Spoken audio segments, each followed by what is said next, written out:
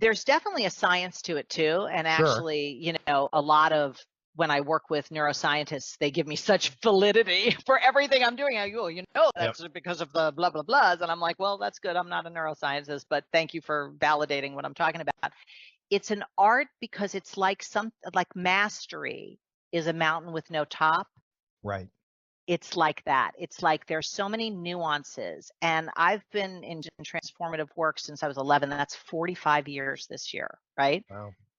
And I consider myself pretty masterful, in terms of if you looked at takes 10,000 hours to master anything. I got more than 10,000 hours in this thing, but I'm not even halfway up the mountain, so it's a world.